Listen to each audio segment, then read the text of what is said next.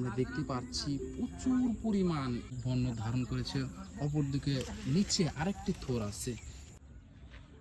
আজকে আমরা এসেছি বাংলাদেশের আমরা প্রচুর পরিমাণ কৃষক এটি চাষ করে থাকি। এটিকে আমরা বলে থাকি ভুট্টা। ভুট্টার ভিতরে আছে রত্ন। এই রত্ন আমাদের দেশের কৃষকরা প্রচুর পরিমাণ এটি চাষ করছে। সেই রত্ন যার ভিতরে আমরা দেখতে পাচ্ছি পরিপুক্ত হয়েছে কলাটি, এবং ভুট্টার থরটি আমরা ভিতরে দেখতে পাচ্ছি উৎপন্ন ধারণ করেছে। চাষ করে লাভবান হচ্ছে কৃষক। আনন্দ আত্মর হয়ে যখন এই ফলগুলো তারা ছোট থেকে যখন গাছটি বড় হয়, বড় থেকে যখন ফলটি পরিপুক্ত হওয়ার পর এই ফলটি যখন তারা ভিতরে আমি বলেছি যে রত্ন, ওই রত্নটা যখন ছাড়িয়ে বাজারে বিক্রি করে, যখন একটি বড় অঙ্কের তারা টাকা পায়, পরিবারের পরিজন্যে তখন আনন্দে আত্মর হয়ে যায়। তখনই আসে কৃষকের মুখের হাসি।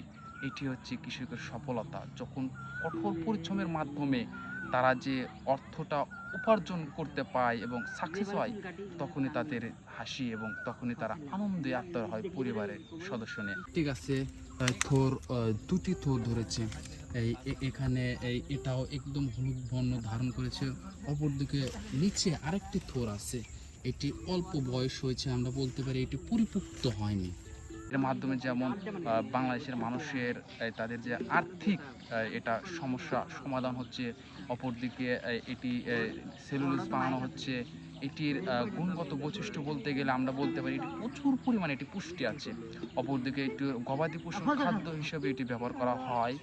এটি আমরা বলতে পারি গবাদি পশুর পুরো গাছটি তারা সেলুলোজ প্রক্রিয়ায় এটি তাদের খাওয়ানো হয় এবং প্রচুর পরিমাণ এতে পুষ্টি আছে।